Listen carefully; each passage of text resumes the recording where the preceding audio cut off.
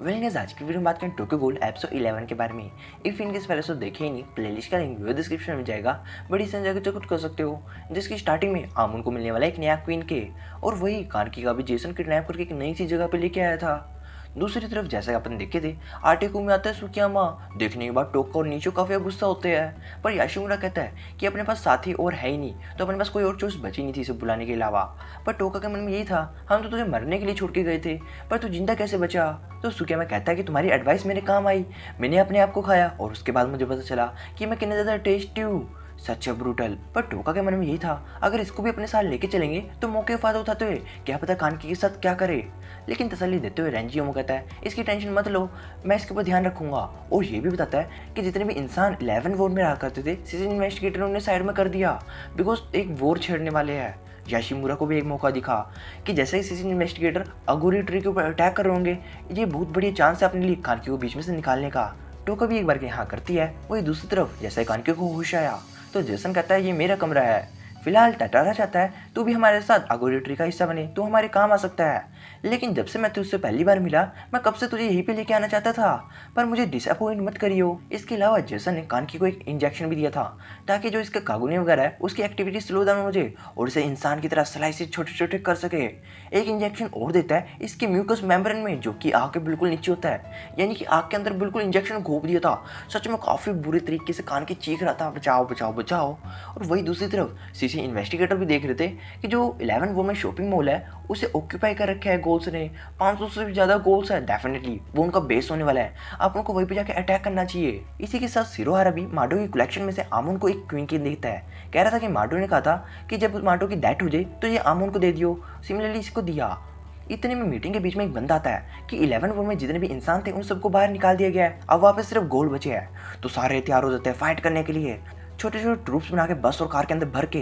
11 vote में लगभग 1000 से इन्वेस्टिगेटर भेजा गया था और इस मिशन का हेड होने वाला इत्सुकी। फिलहाल टीवी में तो न्यूज़ आ रही थी जो कि कह रहा था कि 99% लोगों की हम जिम्मेदारी लेते हैं कि उनकी जान बचा के हटेंगे, लेकिन 1% का हम कोई चांस वगैरह नहीं ले सकते।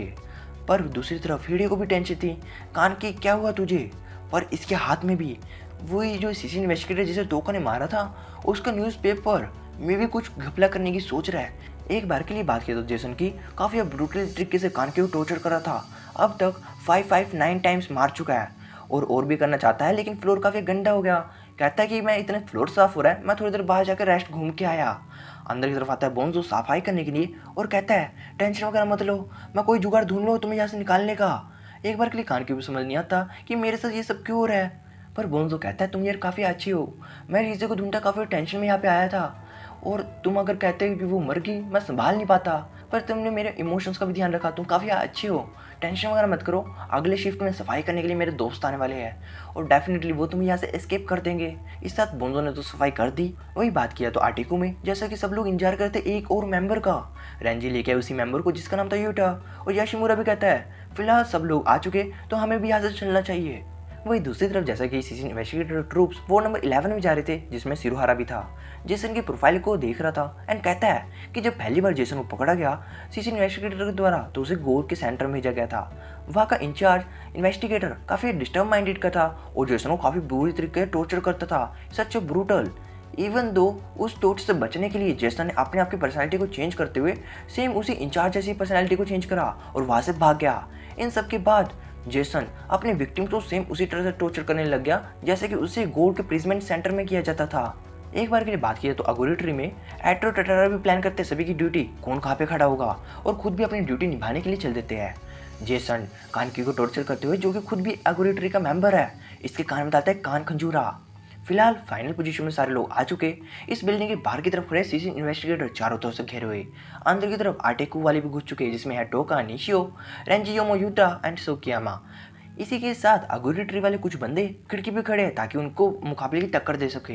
ये लोग भी शूटिंग करते जा रहे हैं, पर इत्सुकी उठ के आता है अरे बेवलो मेरे पास इतना टाइम नहीं है कि अपन बाहर ऐसे खेल खेलते रहेंगे, हमें अंदर की तरफ जाके सबको शूट करना पड़ेगा। एक बार शूट करके कहता है कि उनको हेड शॉट करो, वो मिनट में मर जाएंगे। लेकिन वहीं पे जुजो इत्सुकी की बाइक चक लेता है, पूरी तेज स्पीड में जंप करते हुए विंडो से अंदर की तरफ गया। वहाँ पे जितने भी अगोरी ट्री वाले बंदे खड़े थे सारों को मारा और इशारा करता है कि सारे जगह रास्ता क्लियर है, अंदर की तरफ तुम आ सकते हो। इत्सुकी को भी एक बार के लिए देख के झटका लगता है, वो तो मेरी फेवरेट बाइक थी उसने तोड़ दी। लेकिन पत्थर दिल रखते हुए सबको कहता है चलो अंदर की तरफ जाओ, अंदर जाके कब्जा करना शुरू कर दो।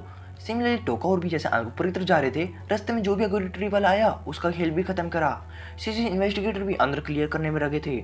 जूजो भी सच ब्रूटल ट्रिक सबको मारता जा रहा था। पर जैसा कि जेसन कानिकी को टॉर्चर कर रहा था और कहता है फिर से फर्श गंदा हो गया, सफाई करने के लिए इस बार आते हैं वोंजो के दोस्त जो किसी यहाँ से भगाना चाहते हैं। एंड कहता है कि तसल्ली रखो, थोड़ी सी हमदर्दी और रखो, हम तो यहाँ से ले जाएंगे। और बोंजो पे पूरा भरोसा रखना, बिकॉज अकेला वही बंदा है जो कि तुम्हें यहाँ से बाहर निकाल सकता है। पर अचानक से पीछे की तरफ से जेसन भी आया।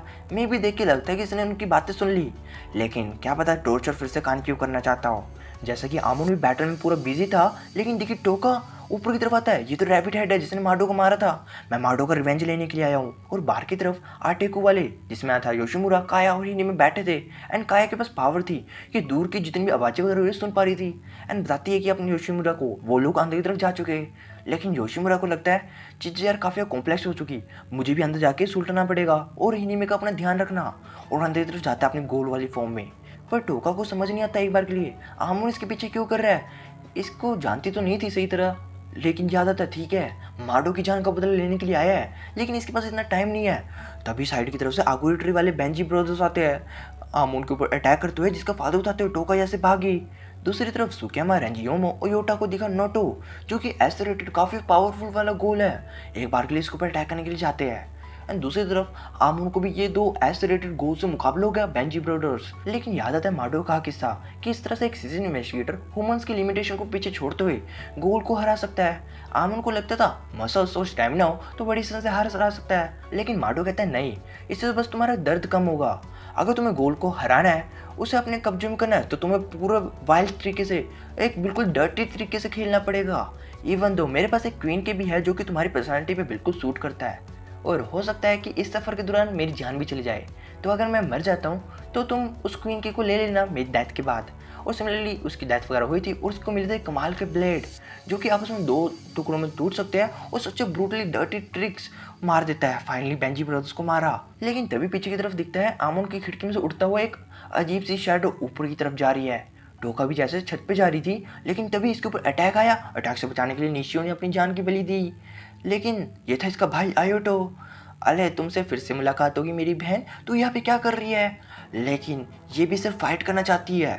एक बार के लिए जैसा कि सीसी इन्वेस्टिगेटर भी छत की तरफ आ रहे थे एंड आमोन भी ने आके ज्वाइन करता है, लेकिन तभी आता सामने की तरफ से वन आइड आउल जिसे देखने के बाद इट्सुकी कहता है फिलहाल ये काफ़ी ताकतवर होने वाला है और इसे हराना काफ़ी मुश्किल, लेकिन सिरोहारा और ये साथ वाला मोटा सा सीसी इन्वेस्टिगेटर सिर्फ तुम लोग इसे संभाल सकते हो, बाकी सीसी इन्वेस्टिगेटर तुम संभाल नहीं सकते। और बिना बात जान कुर्बान करने का फ़ायदा नहीं, बिकॉज अपन को काफ़ी ज़्यादा मैन फोर्स चाहिए जो कि अंदर तरफ जाकर लोगों को सुलट सके। तो सिरोहारा और ये मोटा सा बंदा, तुम यार इसको सुलट लेना और इसके अंदर तुम्हारी जान भी जा सकती है, और बाकी लोग अपने हिसाब से देख लो, बिकॉज तुम्हारा कोई कंट्रीब्यूशन इसकी लिमिटेशन को कम करने वाला नहीं है, बिकॉज ये काफ़ी ताकतवर है। एक बार के लिए बात की तो कान की हम भी नहीं जानते इसके साथ होगा क्या। उसके बाल सफ़ेद कलर के चमक रहे हैं, काले नहीं थे, सफ़ेद कैसे हुए। अब तो यार ये एपिसोड तो यहीं पे एंड हो गया, और आगे की स्टोरी जानने के लिए देखना पड़ेगा अगला एपिसोड, जिसका लिंक है वीडियो को डिस्क्रिप्शन में, जो कि मुझे अगेन एंड अगेन सोचने के लिए मजबूर करता है हिडे के बारे में। एंड वो अजीब सी परछाई जो कि अपनी खिड़की में देखी थी, और भी काफ़ी ट्रिकी से सवाल इस एपिसोड छोड़ के चला गया। और क्लियर करें अगला एपिसोड, क्या इतनी जल्दी वो कानकी को बचा भी पाएंगे या फिर नहीं, या फिर कानकी के साथ कच में काफ़ी बुरा हो जाएगा, देखना बनता है। तब तक के लिए बाय बाय।